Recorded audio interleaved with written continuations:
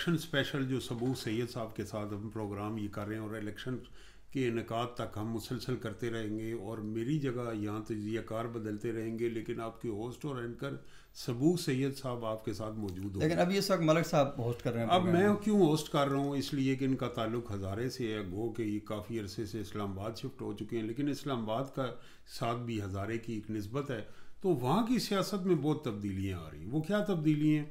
एक तो आपने देखा होगा कि तारीख़ी तौर पर हज़ारा खैबर पख्तूनख्वा में वो एक मुस्लिम लीग के साथ जाता था और बाकी पीपल्स पार्टी ANP के साथ होता था, JUI के साथ होता था। लेकिन इमरान खान बहरहाल जब PTI का ज़हूर हुआ तो उन्होंने ये गैप ब्रिज किया। पहली दफ़ा एक मैं सियासियात के तालिब इल्म के तौर पे एक बड़ी रिमार्केबल चीज़ थी कि वो एक लीडर जो होता है उसने वो ब्रिज की है एथनिक डिवाइड्स कि हज़ारा बेल्ट और जो पख्तून बेल्ट है वहाँ यकसा मकबूलियत हुई और इस गढ़ में उन्होंने पिछले इलेक्शन में 4 सीट्स निकाली, कौमी असम्बली की और सूबाई सतह की भी। तो इस दफ़ा भी मुस्लिम लीग नून को गो मुश्किलात का सामना है और उससे ज़्यादा मुश्किलात का सामना तहरीक इंसाफ को है। लेकिन जो जोड़ तोड़ है और जो रवायती सियासी ख़ानदान थे और उनकी जगह जो तंजीमी इशूज़ हैं और नए लोग मुस्लिम लीग नून की सियासत में मुतहरक किरदार अदा कर रहे हैं, ओल्ड वर्सेस न्यू की सूरत हाल नज़र आ रही है।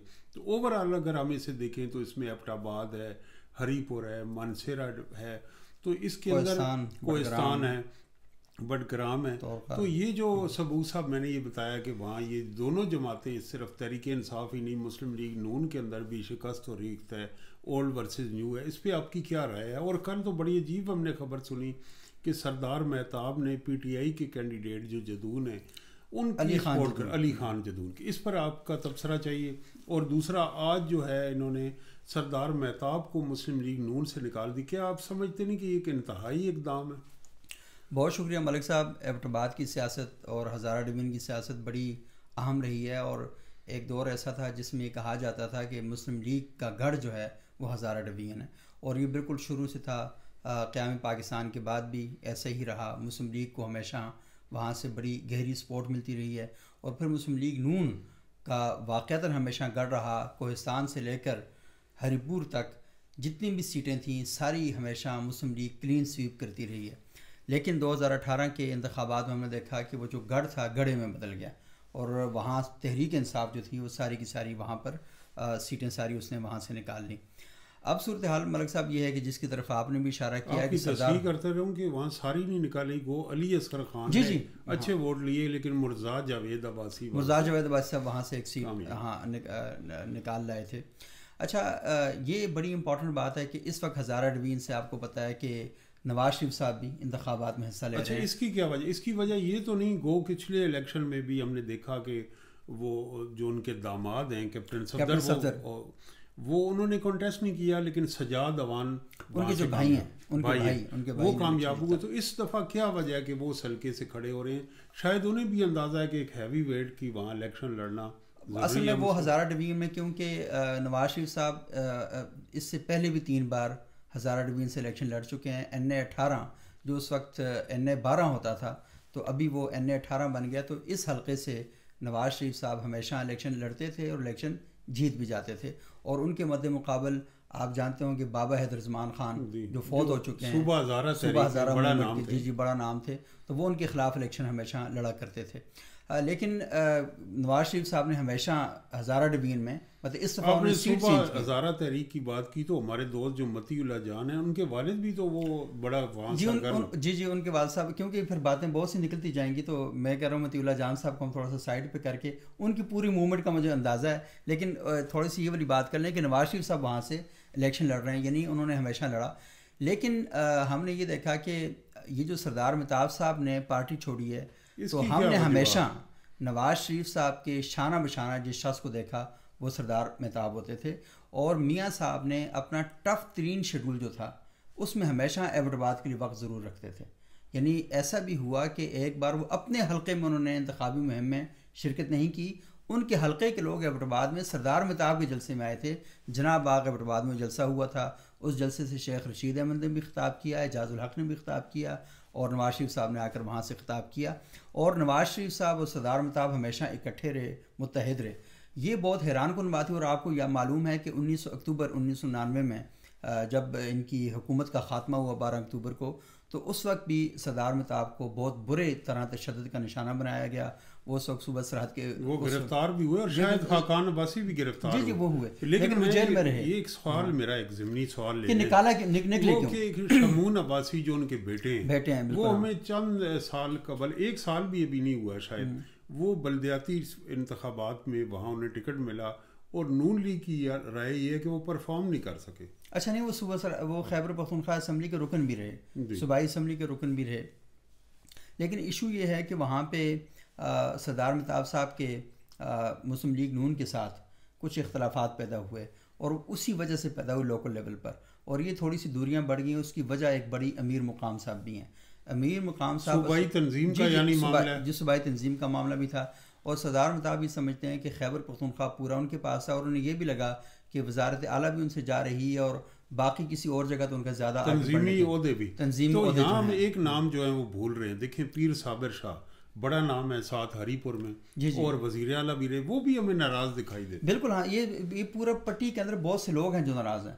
आपको पता है कि एक दौर में जो सरदार यूसुफ थे, सरदार महताब थे और गौर अयूब खान थे, तो ये सारे एक यकजान दो कालब जिसे कहते हैं ना, ये सह कालब ना, तो ये सारे इकट्ठे होकर इलेक्शन लड़ते थे और बड़ा इनका आपस का कुर्ब होता अगर था। आपकी बात को मैं फैलाऊं तो बल्कि इसके साथ जो हल्का है शायद खाकान अब्बासी का, वो भी नाराज। जी बिल्कुल हाँ, वो सब बिल्कुल अब नाराज़गी है। और मुझे वैसे ऐसा फील हो रहा है कि ये क्योंकि जब से मरीम नवाज साहब आई हैं मुस्लिम लीग नून के अंदर और खैबर पख्तूनख्वा में मीर मकाम साहब आए हैं, तो उस वक्त से पार्टी के अंदर ऐसी सूरत हाल पैदा हो चुकी है। और फिर आप शायद खाकान अब्बासी के हल्के से थोड़ा सा ट्रैवलगंज तो चौधरी निसार का हल्का भी आ जाता है ना। अच्छा, मेरे जहन में एक बड़ी इंटरेस्टिंग सिमिलैरिटी आई। अगर आप सिंध देखें तो वहाँ कायम अली शाह को रिप्लेस किया गया बुजुर्ग सियासतदान है मुराद अली शाह से, लेकिन कायम अली शाह नाराज नहीं हुए। और अभी आपने देखा होगा कि बिलावल जलसा करने गए उनको इज्जत एहतराम। तो ये जो रवादारी है, ये जो एहतराम है, और ये जो पुराने लोगों को, जो सीनियर लोगों को जगह देनी है, ये इसमें हमें पीटीआई और पीएमएलएन दोनों का एक तरह का रवैया नजर आता है। वो मेरा ख्याल ये है कि ये जो पिछली जो गवर्नमेंट थी उसमें जो इश्यूज बने बहुत से क्रिएट हुए, तो वहाँ पर कि ये ख्वाहिश जो थी कि नई लीडरशिप को सामने लाया जाए, नए लोगों को मौका दिया जाए, वो जो जिसे कहा जाता है ना उर्फ़ आम में बेनज़ीर भुट्टो से मंसूब किया जाता है कि अंकल्स को साइड पे बिठाया जाए। लेकिन ये तो नाराज़ किए बगैर भी तो हो सकता है। ये बिल्कुल ये हो सकता था। और बहुत से इशूज़ में सिर्फ तंजीमी मामलात ही नहीं हैं, कुछ ज़ाती शख्सियत के हवाले से भी प्रॉब्लम। अच्छा, ये देखिए पर्सनैलिटी क्लैशेस जो हैं वो भी वहाँ पर आ चुके हैं। तो थोड़ा सा इस पर मैं बात करूँगा कि वहाँ से अब सूरत हाल ये पैदा हुई कि सरदार महताब साहब मियाँ साहब वापस आए, तो इकबाल ज़फ़र झगड़ा भी नाराज़ हैं, इकबाल ज़फ़र झगड़ा नाराज़ हैं, शायद खाकान अब्बासी नाराज़ हैं। अब मतलब मुस्लिम लीग के जो पुराने जितने भी लोग हैं, इसमें आप राजा ज़फ़र हक साहब को भी देख सकते हैं कि वो पहले सेनेट में होते थे। हाँ, वो सारे, तो ये बहुत सी जो बड़ी शख्सियात हैं वो सारी इस वक्त आपको आउट नज़र आती हैं। लेकिन अगर मियाँ साहब वापस आ जाते और आकर इन सब जो नाराज़ शख्सियात हैं इनके साथ एक बैठक का एहतमाम कर लेते, बातचीत कर लेते, यानी मिस हैंडल किया गया। अब मैं क्विकली ये पूछना चाहूँगा, देखें हमें इसमें दो और अहम शख्सियात हैं इस सारे इलाके में जिनको हमने अभी तक डिस्कशन में इग्नोर किया। एक आज़म सवाती, वो गायब हैं और उनके बारे में शनीद था कि वो शायद इलेक्शन लड़े, पर अब एक बयान सामने आया कि वो दस्तबरदार हो गए। तो इस वजह से आप ये भी देखते हैं कि यहाँ पे सरदार यूसुफ और सरदार शाहजहां यूसुफ, जो क्योंकि यहाँ एक सवाती बरादरी और दूसरा गुजर बरादरी, तो हमें बज़ाहिर सरदार यूसुफ और शाहजहां यूसुफ की पोजीशन मुस्तहकम नज़र आती है। जी, वो हमेशा से मुस्तहकम रही है। और आपको इल्म है कि आज़म सवाती साहब ने जो सीट निकाली तो वो वही सूरत हाल थी कि जिसका आप पहले हम जिक्र कर रहे थे कि 2018 में मुस्लिम लीग नून के साथ क्या सूरत हाल थी।